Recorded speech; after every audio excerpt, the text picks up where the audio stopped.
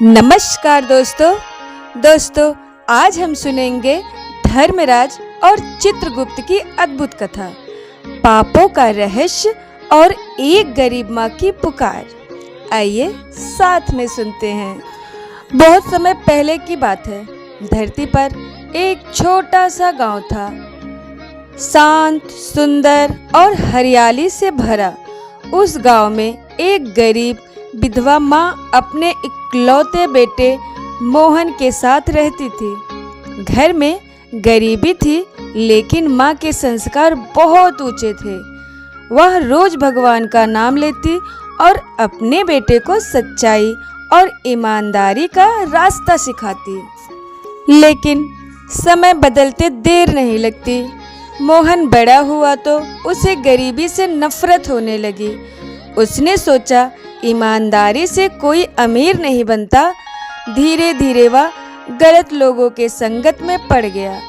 चोरी, झूठ और धोखा उसकी आदत बन गई। उसकी माँ हर रात उसे समझाती, बेटा, गलत रास्ता हमेशा विनाश की ओर ले जाता है। लेकिन मोहन एक भी बात अपनी माँ की नहीं सुनता। एक रात गांव के मंदिर से सोने का मुकुट चोरी हो गया। पूरे गांव में हड़कंप मच गया। किसी को पता नहीं था कि वह चोरी मोहन ने की थी। और उधर स्वर्गलोक में धर्मराज अपने सिंहासन पर बैठे थे। उनके सामने विशाल दरबार लगा था। चारों तरफ दिव्य प्रकाश फैला हुआ था। उसके पास चित्रगुप्त अपनी विशाल पुस्तक खोलकर बैठे थे, जिसमें हर इंसान के कर्म लिखे रहते थे। चित्रगुप्त ने गंभीर स्वर में कहा, महाराज, धरती पर मोहन नाम का युवक लगातार पाप कर रहा है। उसके कर्मों का लेखा बहुत भारी हो चुका है। चित्रगुप्त की बात सुनकर धर्मराज ने आंखें बंद की और ध्यान लगाया। कुछ क्षण बाद बोले, हर मनुष्य को सुधरने का एक अवसर अवश्य मिलना चाहिए। चित्रगुप्त ने पूछा, महाराज, क्या उसे चेतावनी दी जाए? महाराज बोले, हाँ, आज रात उसे कर्मों का सत्य दिखाया जाएगा। उस रात मोहन चोरी का मुकुट लेकर जंगल के रास्ते भाग रहा था। अचानक आकाश में बिजली चमकी, तेज तूफान शुरू हो गया।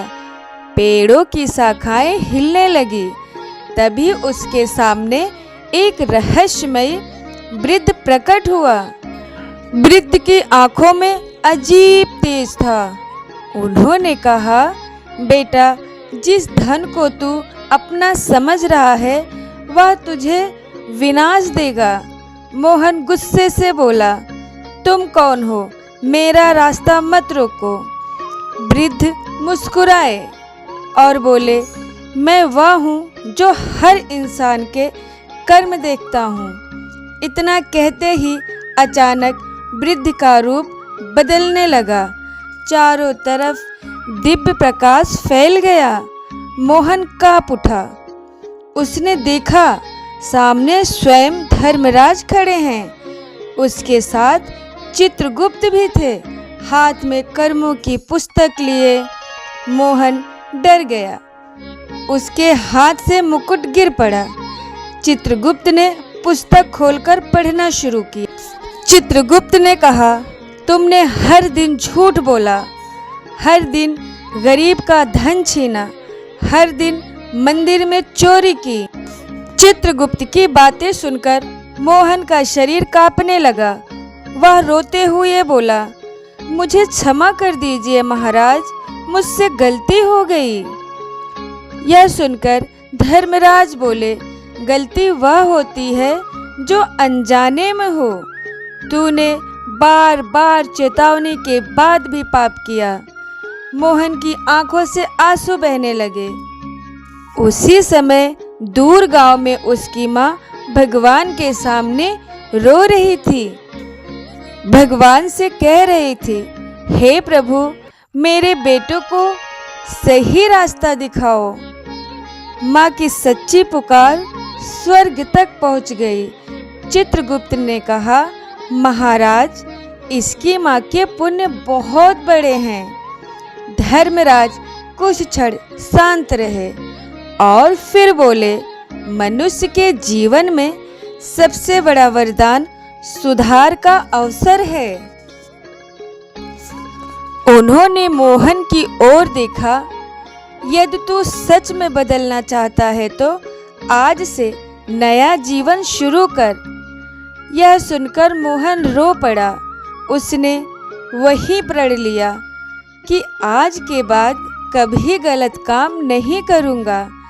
अचानक तेज प्रकाश हुआ और धर्मराज व चित्रगुप्त अदृश्य हो गए।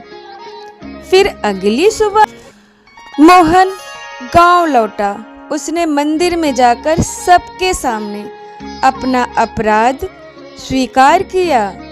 गांव वाले क्रोधित हुए, लेकिन उसकी माँ ने हाथ जोड़कर कहा, जिसे अपने गलती का एहसास हो जाए वह आधा पवित्र हो जाता है। धीरे धीरे मोहन बदल गया। वह गरीबों की मदद करने लगा, मंदिर की सेवा करने लगा, लोगों का विश्वास जीतने लगा। साल बीतते गए। एक दिन चित्रगुप्त ने फिर अपनी पुस्तक खोली। इस बार उसमें मोहन की अच्छे कर्म चमक रहे थे। चित्रगुप्त मुस्कुराए, महाराज, एक पापी आज पुण्य आत्मा बन चुका है। यह सुनकर धर्मराज बोले, यही संसार का सबसे बड़ा सत्य है। मनुष्य चाहे कितना भी गिर जाए, यदि उसका पश्चाताप सच्चा हो तो वह फिर उठ सकता है। लेकिन कहानी अभी खत्म नहीं हुई थी।